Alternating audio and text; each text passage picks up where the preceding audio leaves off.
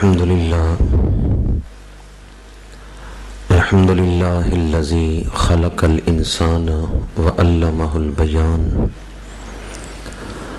والصلاة والسلام على رسول الرحمن سيد الأنام صاحب الجود والإحسان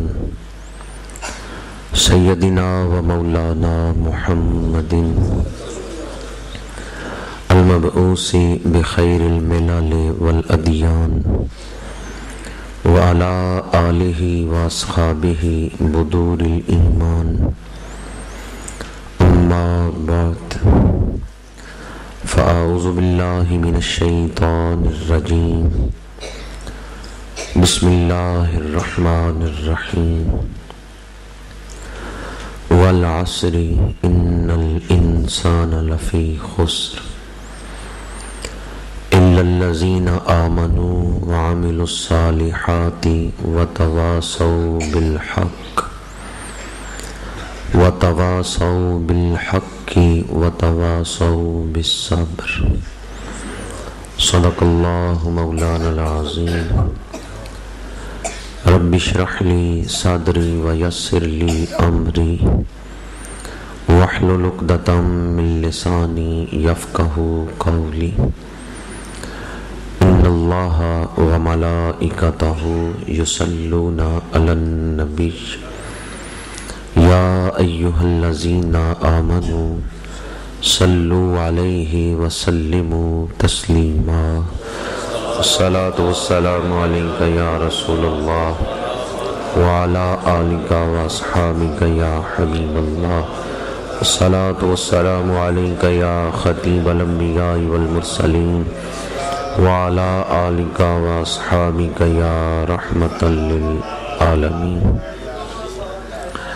زینت محفل مجاہد اہل سنت محسن اہل سنت استاذ الحفاظ استاذ القراء حضرت مولانا قاری علی محمد جلالی صاحب دامت برکاتہم العالیہ، انتہائی قابل احترام علماء کرام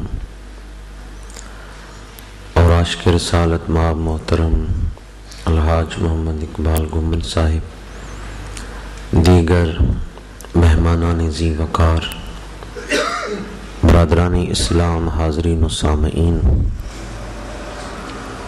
اس وقت میں اور آپ اپنی زندگی کی ایک تاریک رات کو ذکر رسول سے اور ذکر آل رسول سے روشن کر کے بیٹھے ہوئے ہیں۔ اس وقت ہم اپنا مقدر چمکا رہے ہیں، اپنی قسمت سنوار رہے ہیں، اپنے گناہ بخشوا رہے ہیں۔ مسجد کا پاکیزہ ماحول ہے، قرآن پاک کی تلاوت کی گئی ہے، پھر صاحب قرآن حضور ختمی مرتبت صلی اللہ علیہ وآلہ وسلم کی نعتیں پڑھی گئی ہیں، امام عالی مقام کی بارگاہ میں مناقب پیش کیے گئے۔ جہاں صالحین کا ذکر ہوتا ہے وہاں رحمتوں کا نزول ہوتا ہے، اور امام عالی مقام تو صرف صالحین میں سے نہیں بلکہ صالحین کے سردار ہیں۔ یقیناً اس محفل پہ رحمتوں کا نزول ہو رہا ہے۔ اللہ تعالی اس محفل کی زیادہ سے زیادہ برکتیں ہمیں عطا فرمائے۔ ہمارے بزرگ تو، ہمارے اسلاف تو دن رات یہ دعائیں مانگتے رہتے تھے، الہی بحق بنی فاطمہ کہ برقول ایماں کنی خاتمہ، اگر دعوتم رد کنی ور قبول، منو دست و دامانے آل رسول۔ اور مولانا جامی نے کیا خوبصورت ارمغان عقیدت پیش کیا، بس صدق و صفا تواں گشت جامی، غلام غلامان آل محمد۔ ہم اہل سنت و جماعت حضور کی ہر نسبت کا احترام کرتے ہیں. ہم تو ان راہوں کا بھی ادب کرتے ہیں جن پر حضور کی سواری گزری. ہم تو ان پہاڑوں کا بھی ادب کرتے ہیں جن پہ کبھی حضور تشریف فرما ہوئے.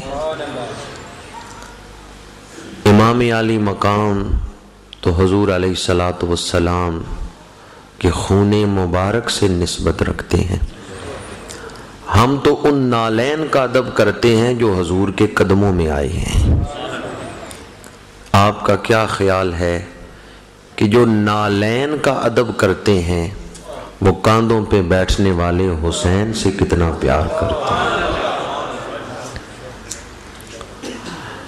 آج اس محفل کا عنوان صبر حسین رکھا گیا ہے. سب سے پہلے تو میں آپ کی خدمت میں ان دونوں لفظوں کے حوالے سے انتہائی اختصار کے ساتھ گفتگو کروں گا کہ صبر کسے کہتے ہیں اور حسین کس عظیم المرتبت ہستی کا نام ہے. جب ان دونوں لفظوں کا معنی پتہ ہوگا تو پھر صبر حسین کی سمجھ آ جائے گی.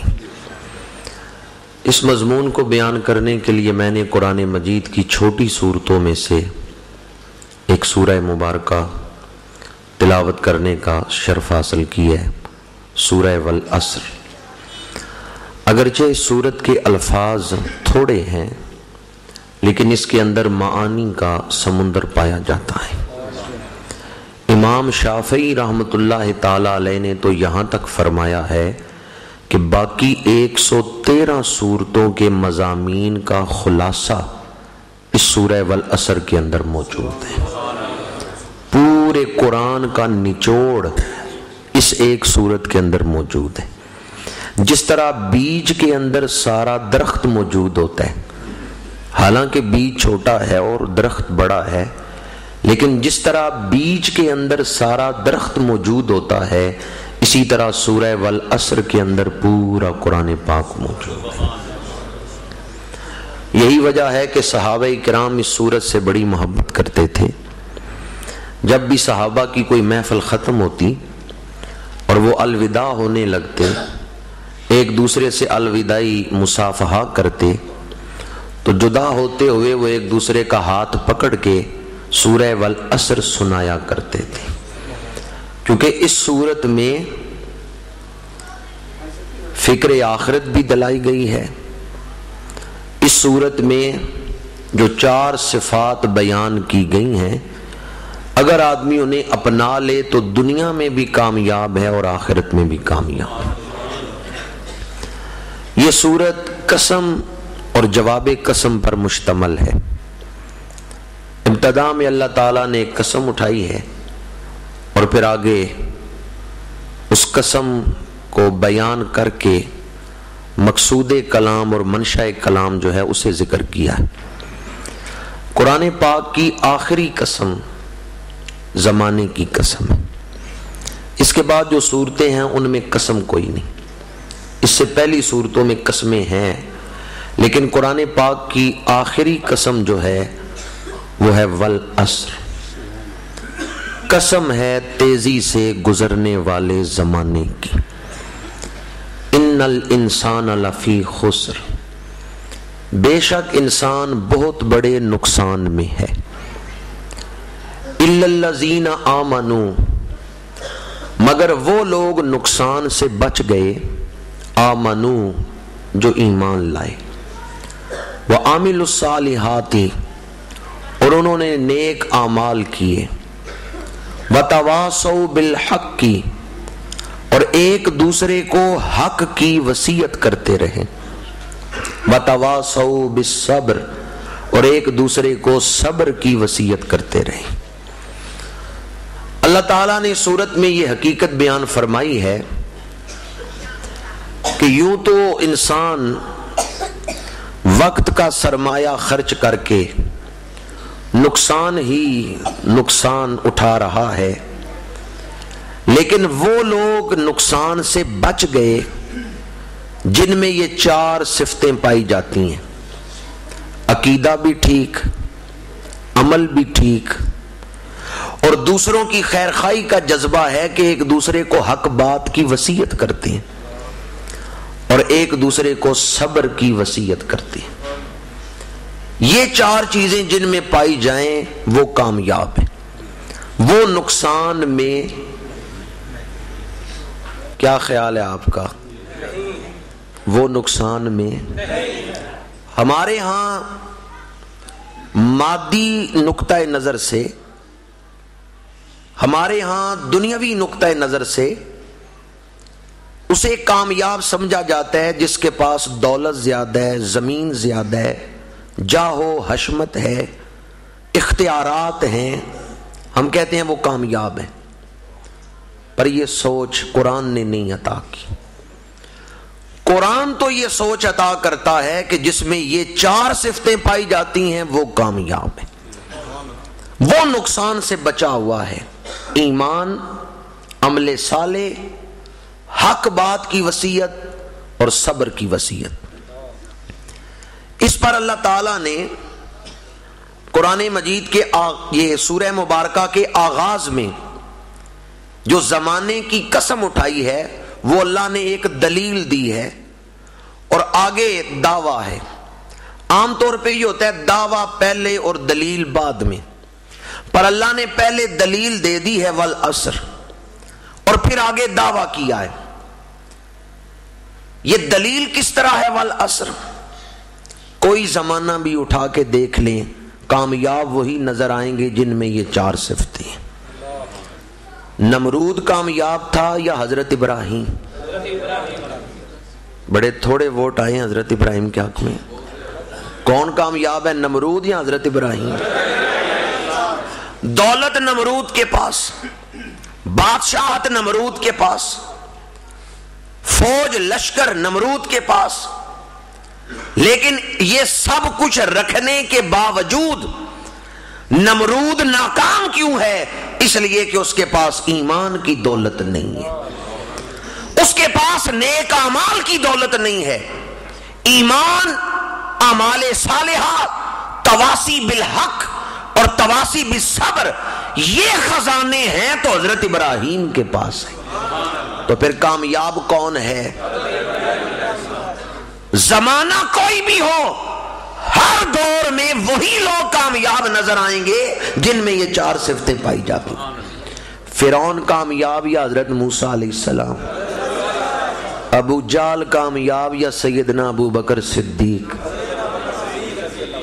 امیہ بن خلف کامیاب یا بلال حبشی؟ یزید کامیاب یا شہید کربلا؟